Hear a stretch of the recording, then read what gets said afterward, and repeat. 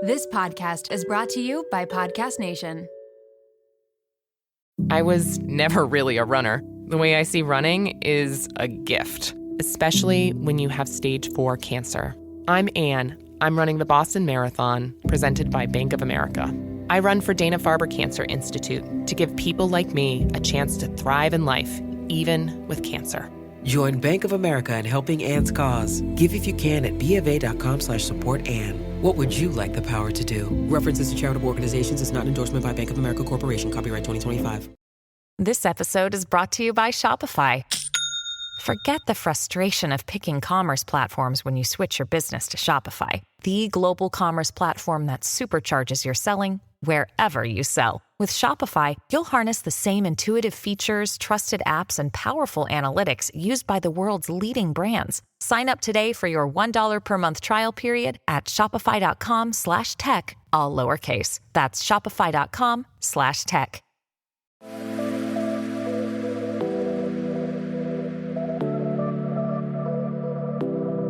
Welcome to Nirvana Sisters podcast, where we take the intimidation out of well-being and beauty to help you achieve your highest state, your nirvana. We are sisters-in-law and your hosts. I'm Amy Sherman. And I'm Katie Chandler. So let's get into some real conversation.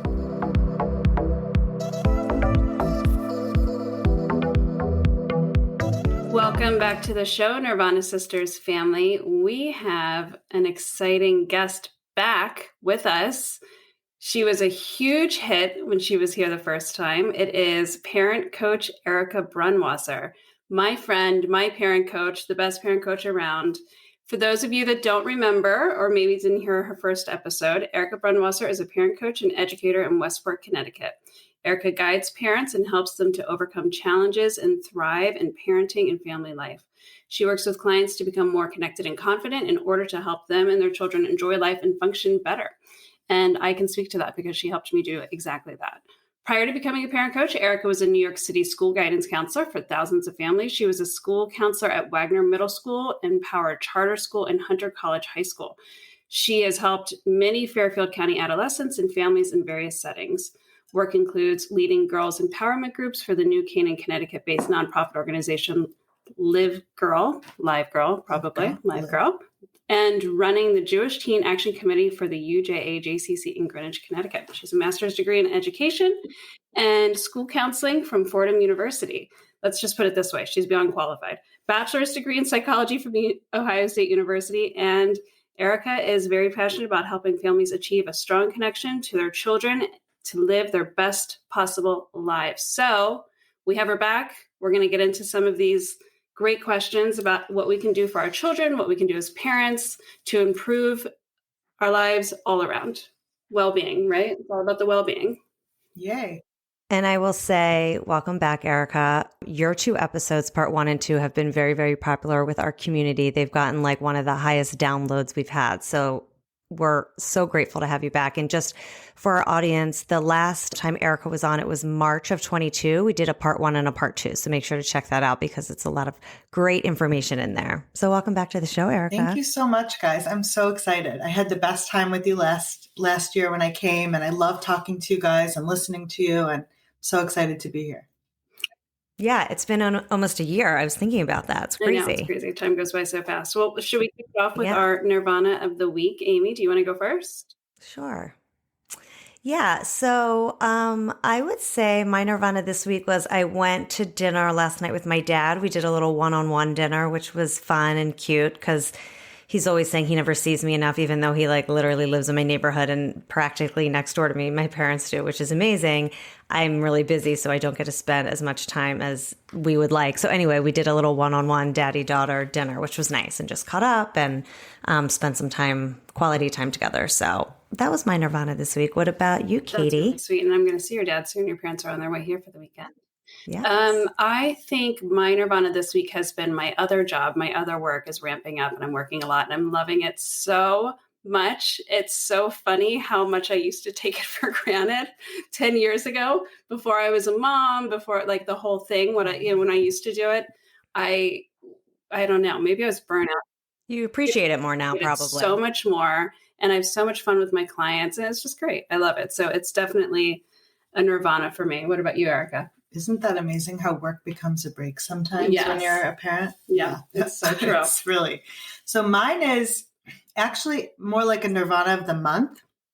I don't know if you guys saw, but if you follow Westport Mom's Instagram, they did a giveaway, like a huge holiday giveaway. And they gave away like 10 things worth like thousands of dollars, a massage, a photo shoot, a haircut in color, blah, blah, blah, a million things.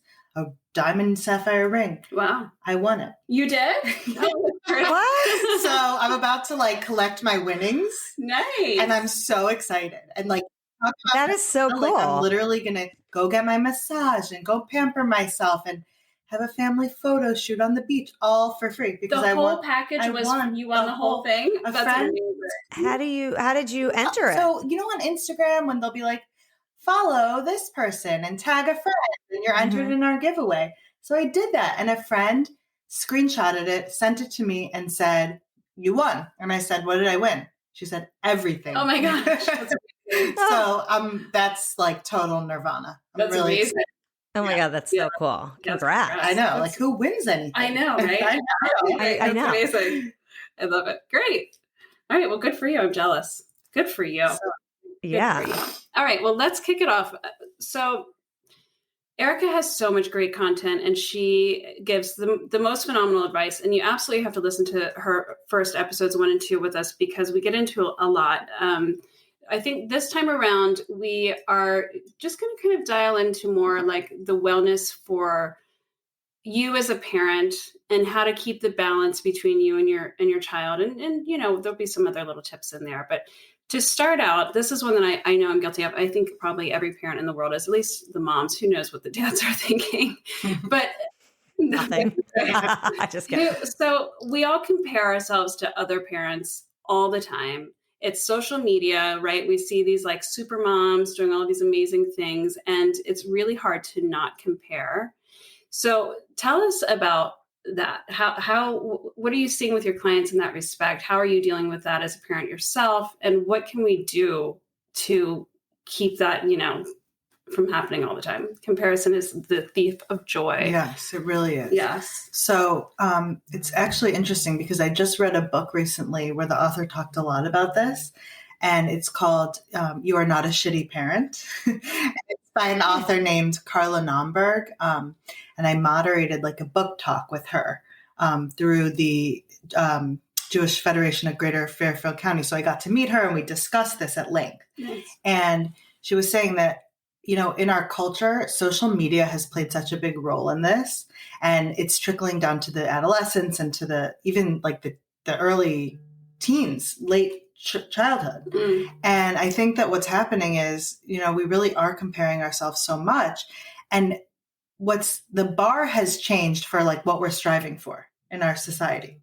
So like, whereas, you know, 20, 30 years ago, it was maybe normal to have ups and downs and good days and bad days. Now we're getting on social media and we're scrolling and we're seeing, oh my God, this one's doing, you know, Amy and Katie are doing this unbelievable podcast. Look at them. What am I doing with my life? Or, oh, look at Erika. She did a speaking engagement as a parent coach the other day. But like, obviously my life is nowhere near perfect. Your lives are probably nowhere near perfect.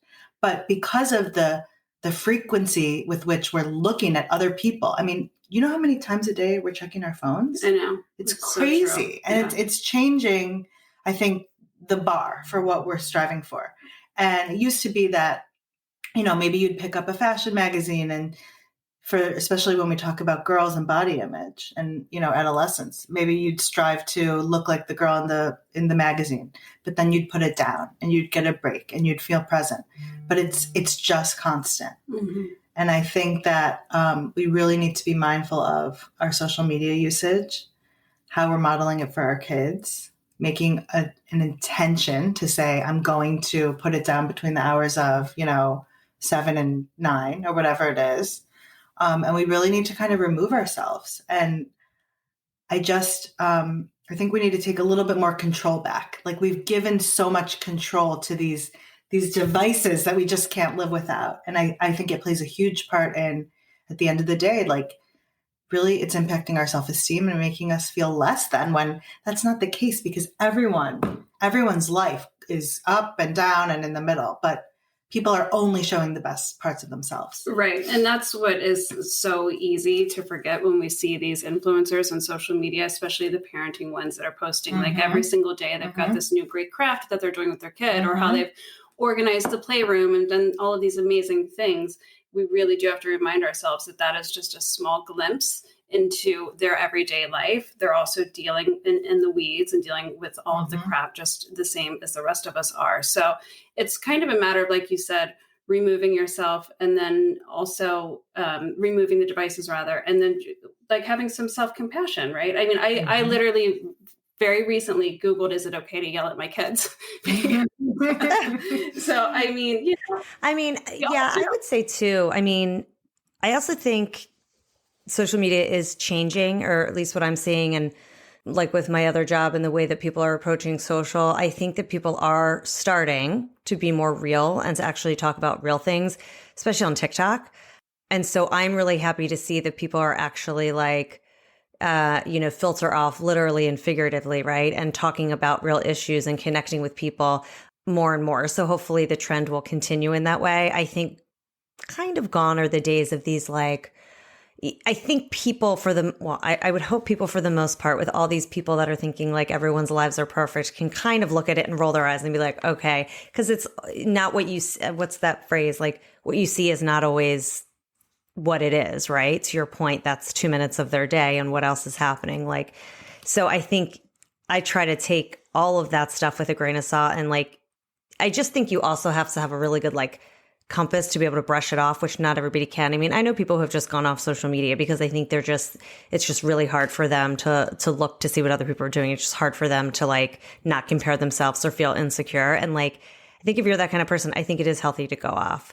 Right. Yeah. And but I think too, we have to take all of these things with a grain of salt because nothing is what it seems to. And also cultivating a community around you that you know is comprised of supportive and real people, right? So like, Katie, you and I are friends like for real outside of work. And like, I think some of the women that we're friends with here that we've met in Westport are just super real and like will show up for you. Yes. And I think, finding those people, it's not always easy and it takes time, especially if you're new to a community, but finding people who you feel comfortable, like showing your messy house to, right? Or like going up with no makeup or like saying like, this day is a total shit show. Yep. Because we need to have people who can normalize these things for us because life is up and down and we've never been so insular and throughout all of history, people lived in villages, people celebrated together, people mourned together. Now, like we're really kind of like on an island at home.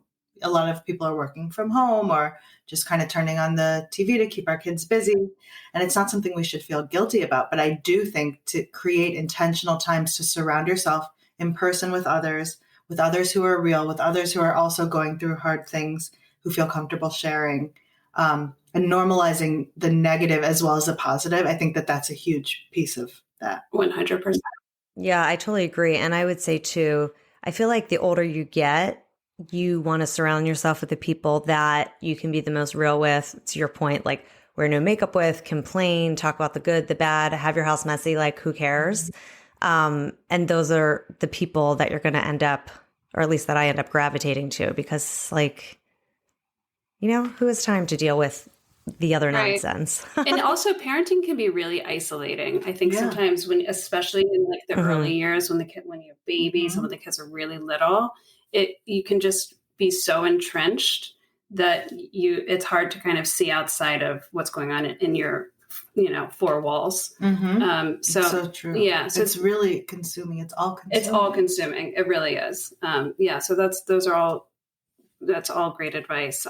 So speaking of that, it being all consuming, let's talk about, I saw recently that you were imploring your followers and your clients and everything on social media to put themselves first and to take care of themselves in order to be connected and be present with their children. And Amy and I, obviously, we stand behind this. I mean, this is kind of, why we're here and what we do is taking care of yourself and your well-being to be your best self.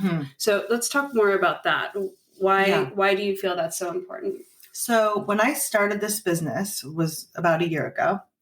And I had worked in schools, like you mentioned earlier in the podcast, and I had gone to grad school for education, and I had read all the books and done all the things and gone to all the professional development seminars. And I learned a lot about, behavior and academics and kids and how to succeed and how to be mentally healthy and all that stuff. And I think that what parents were really yearning for, especially coming out of COVID, was like, just give me the strategies. Just, this is happening. Tell me what to do. And they were so eager. Mm-hmm. And when I first started working one-on-one with them in this setting, not in the school setting, I was like, okay, well, now they're actually paying me, right? So I want to give them results. So I would just kind of like spit out strategies. Like, okay, you're doing this. Get a feelings chart. This is how you're going to use it. This is a chart. This is a sticker chart, And then I thought, wait. I know in my heart that what these parents need is to feel more confident in their parenting, to feel more well-rounded overall, to feel like they have some fulfillment in their own lives. And as soon as parents can get to a place where they're feeling those things, then their kids will benefit as a result. It's not always about fixing the problem or, getting them through whatever stage they're in, because the ups and downs of lives and development are going to happen. But you know how they say like happy wife, happy life?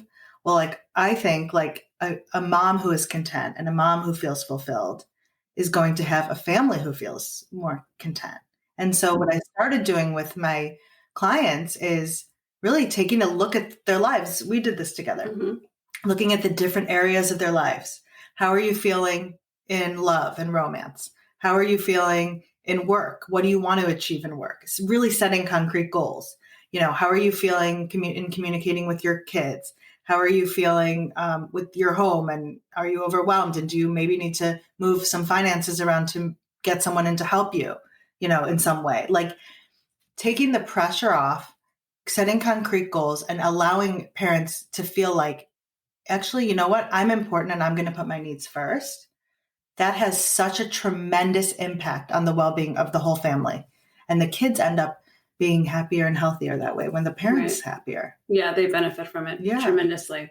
Right. No, I think about looking back on times maybe like this past year when I was having a harder year. Of course, like my temper is up. I'm more short fused. I might snap. I might like raise my voice more. Just generally speaking, if the parent is feeling a sense of unease or stressed, it leaches out into everything else, right?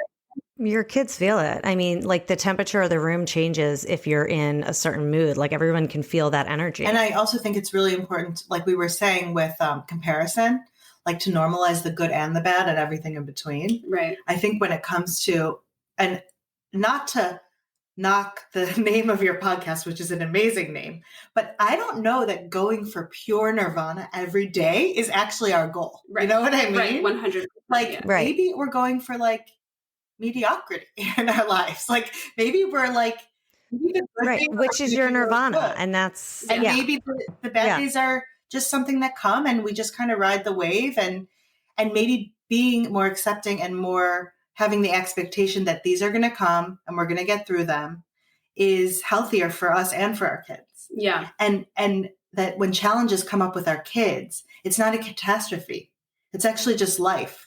And we will get through it and we can get through it. Right. And so I think when we're talking about our own wellness, our mindset and shifting to away from perfection and to normalizing the ups and downs is a hugely healthy shift that we all should make. 100%. Speaking to that of, these like the achieving the greatest nirvana, I have been trying to live more like you have these like peaks and valleys, right? Like we have really bad days, we have really great days. And I think trying to live in that like middle zone, that like even keel all the time, things are good. Like we shouldn't always be shooting for the stars every day. And it's okay if we have these really bad days, if we can just kind of like the day-to-day exist in the middle. For me, like that's my nirvana. And I think the kids can feel that like sense of calm and, like we have a bad day. It's okay. Pick ourselves up the next day. It's fine. Like no big deal. And what goes hand in hand with that, which is may be surprising to some of your listeners is that if you live your life in a place where you're kind of expecting the bad to happen and you normalize that it's okay to have positives and negatives, I think that the kids will feel less intimidated to come to you with whatever's going on. Right. So when you talk about, like we were talking about being present and communicating, if it's expected that your kids are allowed to fail at some things or are allowed to go through hard days or don't always have to make the team or don't always, have to have these perfectionistic standards, then they'll also be more likely to come to you with those things. Right. And so if you're modeling for them, you know what, this is a really hard week. I'm not feeling great, and that's okay because I know that next week is going to get better. Then it really opens up the lines of communication between you and your kid, especially adolescents, because as you know, Amy, having adolescents, like they are so high and so low. And the low's okay. Like if they're feeling sad, like sadness is a part of life. I'm not saying that we should be overlooking depression or any serious mental illness, but highs and lows are okay.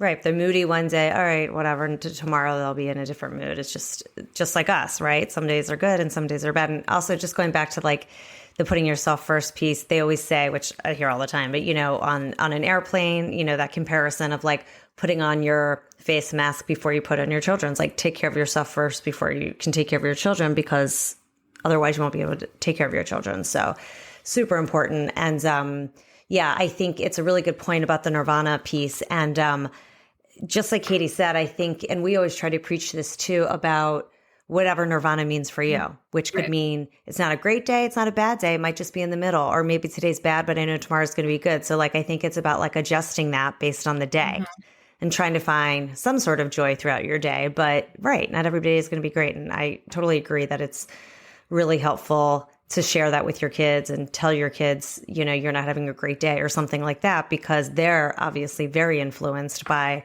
what other friends are doing on social media and all the things they aren't invited to potentially and all of that stuff. And they need to know it's okay. Yeah, very, very well said. I totally agree. Well, I would love to get into some like quick tips that we might have for being more present with our children, connecting with our children, and opening the lines of communication. We talked about this when you were here last time, but I think it's always great to repeat some of this. So what do you have for us there? So I think, when we say being present with our kids, I think we have to define, like, what do we mean by being present with our kids? Am I suggesting that every single person put down their phone all the time and be staring at their kids? I am not suggesting that. So sometimes I really do think people put that amount of pressure on themselves. Like, okay, my kid's going to walk in the door, put down the phone, be ready, not reality. So I just want to be clear, like that is not the goal here. But when you do connect and when you do make yourself available for connection, it should be as, device free and as authentic as possible. So like maybe you make intentional, times to have family dinner 4 nights a week. And if that's not realistic for your family, maybe it's 3 nights a week. Or, maybe it's that you take a walk with your kid 2 days a week, you walk the dog, and phones are away and you're really using those device-free times. There's an amazing book that I really enjoy that I think your listeners would enjoy called Simplicity Parenting. And the author is Kim John Payne. And it's all about how much our environment really does, lend itself or not lend itself to connecting with our kids and being present. And it's amazing. Like even at bedtime, small environmental tweaks you can make, like turning down the lights or turning off TV an hour or two before bedtime. Even if you just have the news on the background, for some households, like that's the norm. And just thinking about changing little details and opportunities for connection. And I do think bedtime is a huge opportunity for connection. Like it's interesting. It's almost like our kids can read our vibes that like we just want to get upstairs to our room or get down the hall to our room. Like we just want to tuck them in and say goodnight and get out of there.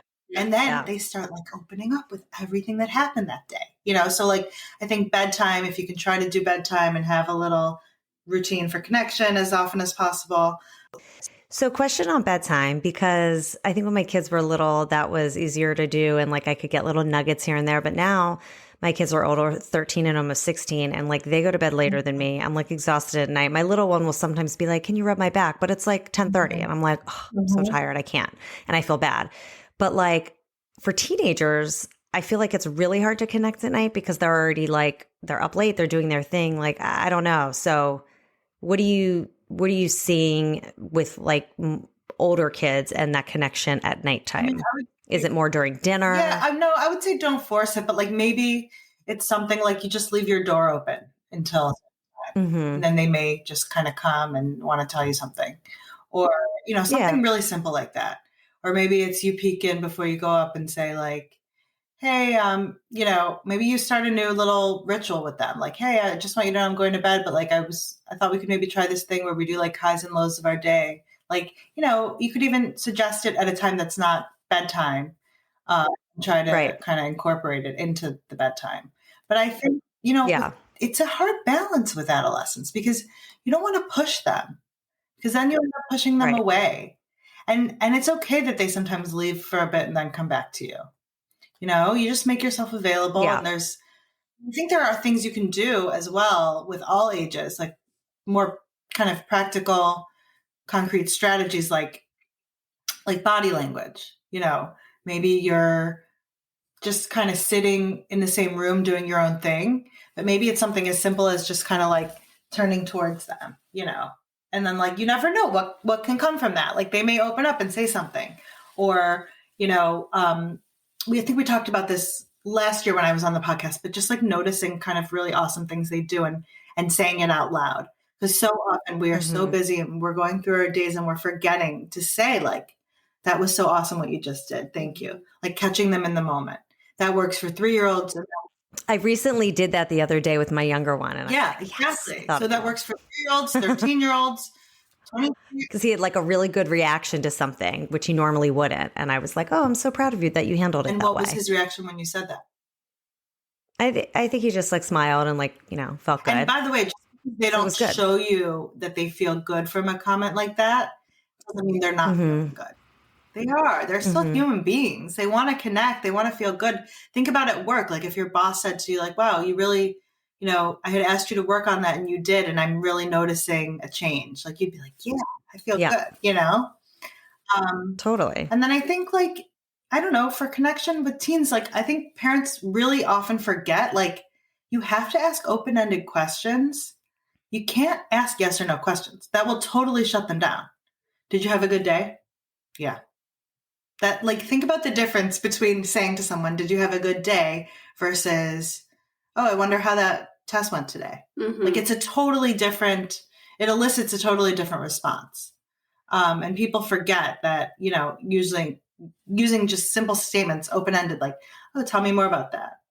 Like, oh, I'd love to hear more about that when you're more in the mood. Like not being pushy, but like giving them this opportunity to kind of respond in the ways that they want instead of yes or no questions tend to really shut down the conversation. Yeah, I just recently started saying things at pickup because I was like, so tell me about your day. And I would get nothing. So then I started saying, okay, what's one like really funny thing that happened today? Like, give me one thing that made you laugh, or like, was there a time today where you were like a little unsure and like anxious, like you couldn't answer, I'm just trying to like pull these nuggets. It's amazing how much they don't want to talk. I know, but you know what? At your kids' ages, elementary, they're so exhausted at that time. Yeah, it's true. And they need that like break. Yeah, that's They need the quiet. I mean, a lot depends on your kid. But if you have a kid who's a little more introverted, they may just need to sit and chill and go in their room for an hour. Yeah. And it may come out later, like at bedtime, when you're ready to go to bed. Right. So, I mean, it's definitely the open-ended questions or statements are huge. And just thinking about like tweaking the things you say in a way that like from yes or no to open-ended can help a lot. Okay. I've also found, and I've mentioned this before, I think I've told you this before, Erika, but I also find that my kids open up more when I'm doing something that they want to do. So like Jackson, my older one, is starting to drive. So like he really wants us to take him driving. I mean, he doesn't talk that much because he's just learning how to drive. So he's nervous. But like in general, like he's in a better mood when he comes back because he's like done something that he wants. Or like if you sit and watch a sports game or whatever it is, like they just tend to just give you a couple more nuggets because they're happy that you're doing that thing with them, whatever it is, versus being like, do you want to do this with me? And they don't want to do it. Even if it's something that you think is fun, like a walk or this, and they don't want to do it, they don't want to do it. It has to be their thing. It has to, especially with the little ones, you can make a huge deal out of it. Like, hey, guess what? You are going to pick what we're doing today. And it's going to be so cool. You can pick a puzzle. I can jump on the trampoline with you, like whatever it is that they like to do. And you do it and you say like, this is just going to be, like I say to my 3-year-old sometimes, because I know that she feels when I'm busy and when I'm cleaning the kitchen, when I'm on a work call and I'm just kind of putting on the TV for her, then I intentionally will say to her, Marlo, me and you are going to have Marlo mommy time. And I know that it's just for the next 20 minutes. I'm going to put the phone in another room and we're just going to sit and I'm going to say, you get to pick. How cool is that? Do you want to read books or do a puzzle? So that works with older ones, but especially the younger ones really love it. Yeah, that works really well with Reese too. And she's 5. It's amazing how much like 20 minutes of doing that one thing with her. Like we played Barbies last weekend for 20 minutes and she was just like, like she was done. Like for the day, she could have played by herself. Yeah. Right? And you're all in it for those 20 minutes. Yeah. And it's amazing actually how much they kind of will comply after that too. Yeah, it's true. Like telling a kid who feels like you've fulfilled their need for a connection to brush their teeth is different than telling a kid who feels like they've been like ignored all day. Yeah, it's so true. Yeah, absolutely. Before we let you go, Amy and I have some personal questions that we want to ask, and I would like to get your tips for how to handle bullying. I've got a 9-year-old and she's getting into that age where it's all about social. And there is definitely some being left out going on, some bullying, some like rocky friendships. It's breaking my heart and I don't know what to do about it. It's really hard. Yeah. It's really heartbreaking. And I think I always say when I had my daughter, Sadie, 7 years ago, it was like all of a sudden my heart went from being in my body to now it lives outside of my body. And it's Sadie. And like when she's happy, I'm happy. And when she's not happy, I'm not happy. And like finding a balance for ourselves as parents. And that's why putting yourself first is so important. And finding, things that can kind of fill your cup, as we say, is a huge part of that equation. But it doesn't make it easier when they're going through something hard.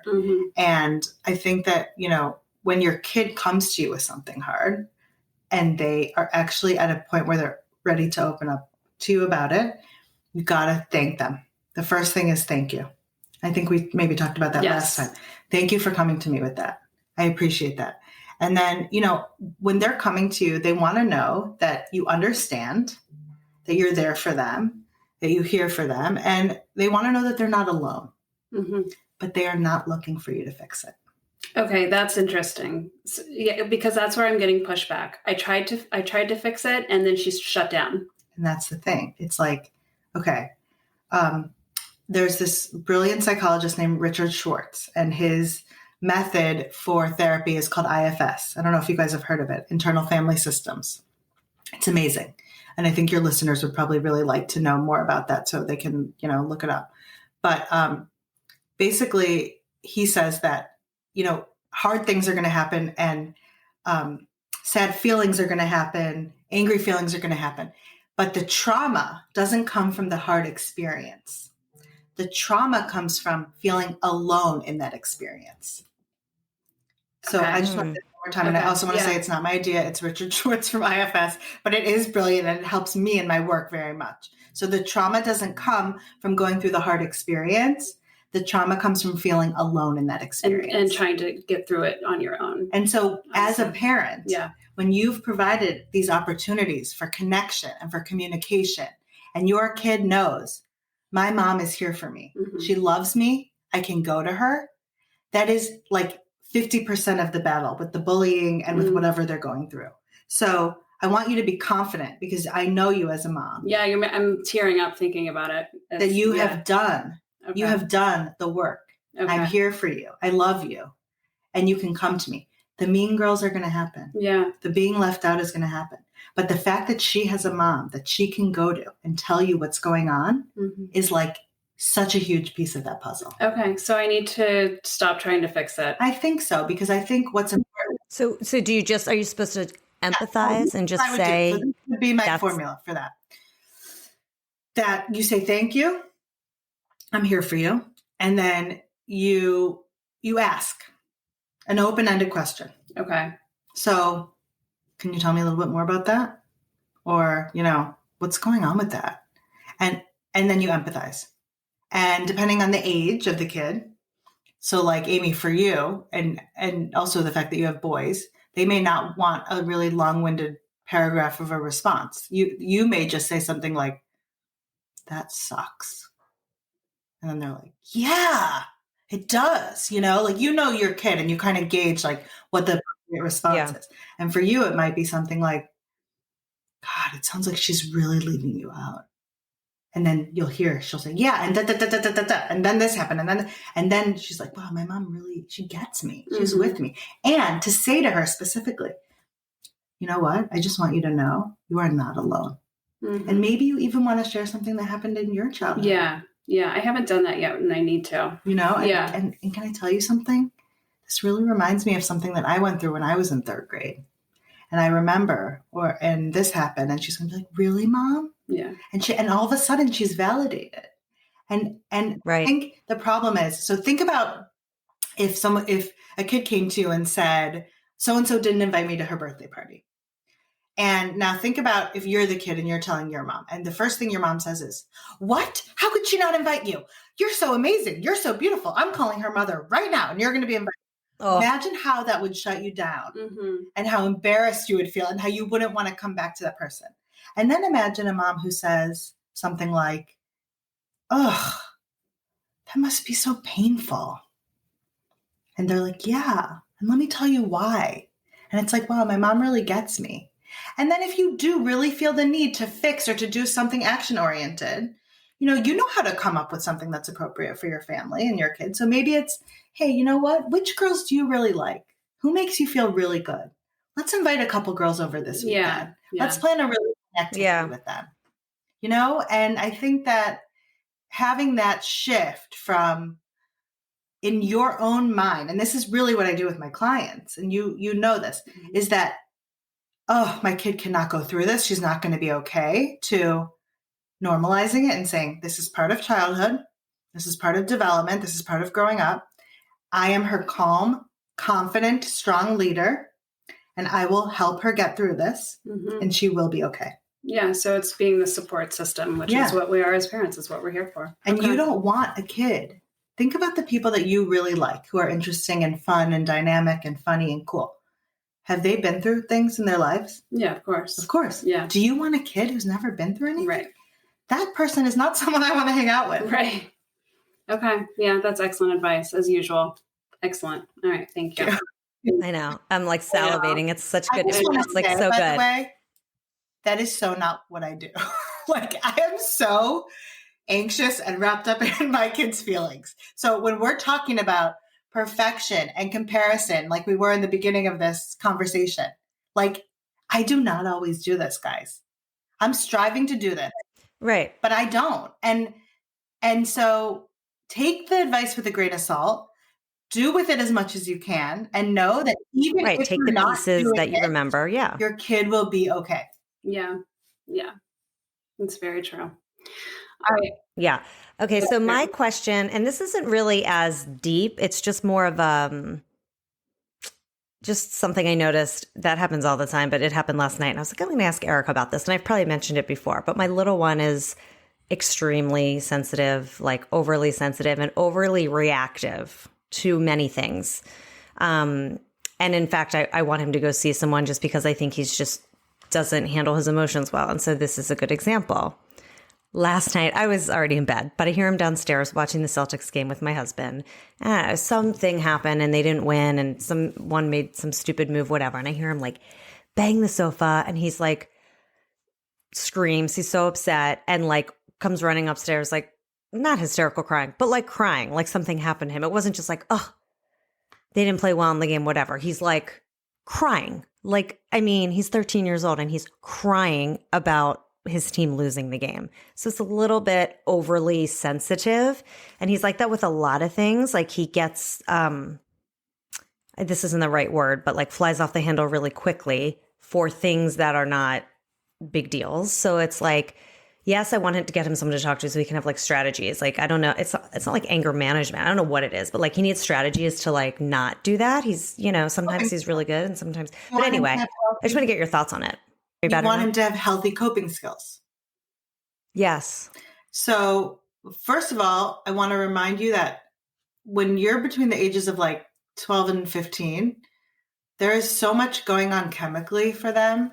Like their brains and their hormones are like developing in such crazy ways. And the feelings that they feel are like 100 times more intense than the feelings that we feel. So I want to normalize that for you and to tell you that, I do not know. And yes, I do think it's a good idea for him to talk to someone, and I'm also not a psychologist and I don't diagnose, but it's probably developmentally appropriate. It sounds like.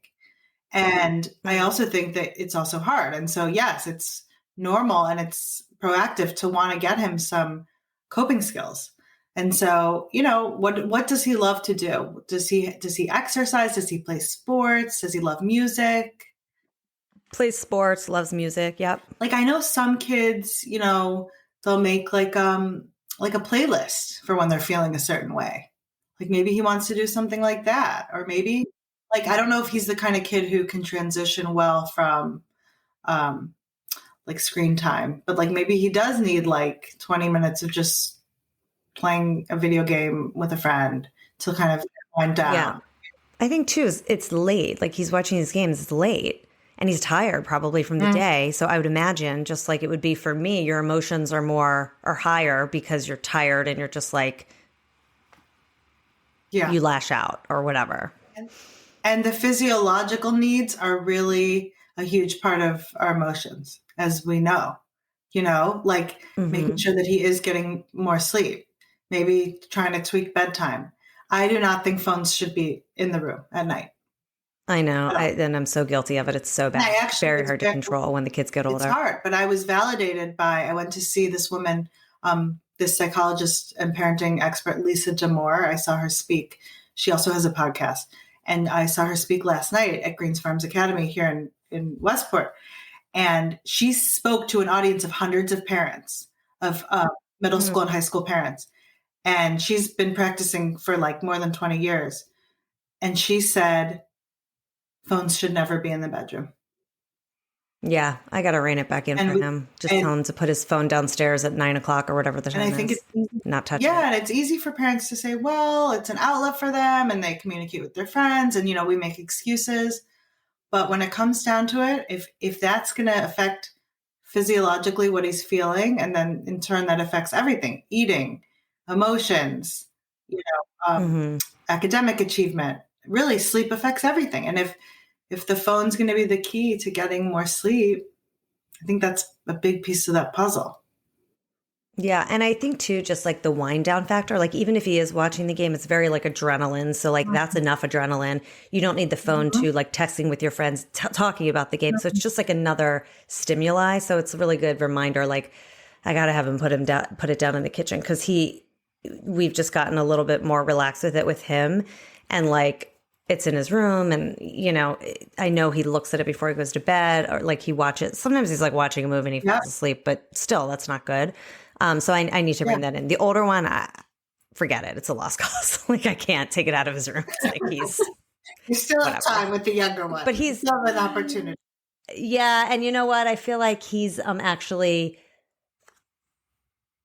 can sort of cope better. Like he doesn't have a lot of those coping issues. Like he has other stuff, but like, and the phone used to be a bigger deal than it is now. And I feel like, yes, he's on his phone a lot along with all of his other friends, but I don't think he's like up all night on the phone. And I don't know how much it's affecting his other world. I mean, it probably is, but it's also good very difficult with him. It's good for them to have a break from just socialization. Because think about when we were growing up, like we came home and there was a break. Like even if you were on the phone. Oh my God, I used to come home and watch General Hospital every day. I used to watch 90210. Same. I mean, but like that was a break. Like you weren't constantly socializing and bombarded with group chats and group text messages. Right. You're not talking to your friends. No, it's not healthy. So we as the parents, I think actually our whole generation of parents has to really come together and say, like, for the well-being of our kids, like we need to put stricter boundaries on this stuff. Yeah, I couldn't agree with you more. Yeah. 100%. All right, we've taken up way too much of your time, but we need to have you back for part 2. Yeah, thank you so much for being with us today. It's so good. I really love it. You guys are so awesome. We're going to have you back again soon, hopefully, if we can. Yay. All right, Nirvana Sisters family. Wait, I have something really funny just to close out with something light and airy that we were talking about before about comparing yourselves. I sent this quote, or one of my friends, we have like this funny group chat, speaking of group chats, and she sent this funny quote the other day, and it has to do with comparison, and I just want to read it to you because it made me laugh. It was from this Instagram page, Lulu and Lattes. It says, I hate people who make everything a competition. I'll say I'm tired and someone will attack me and say, I haven't slept in 3 years and I work 12-hour shifts. So how are you tired? And I'm like, and there's like 10 million question marks. And I'm like, question mark. Bitch, just let me be tired. Damn, LMAO. So very funny. So true. Yeah. We're all tired. We don't have to be the most tired. Right, exactly. Exactly. All right. Thanks, Erika. Thank you, guys. Quick note from Erika. If you believe your teen is having sadness out of the normal experience, that you should absolutely seek help, and can always ask your teen, are you or have you ever had thoughts of harming yourself? Thanks for listening to Nirvana Sisters. For more information on this episode, check out the show notes, please subscribe, and leave us a review. Also, find us on Instagram at Nirvana Sisters. If you loved what you just listened to or know someone that would, please share it and tag us. Tune in next week for a fresh new episode of Nirvana Sisters. We'll continue to watch out for all things wellness so you don't have to. Bye.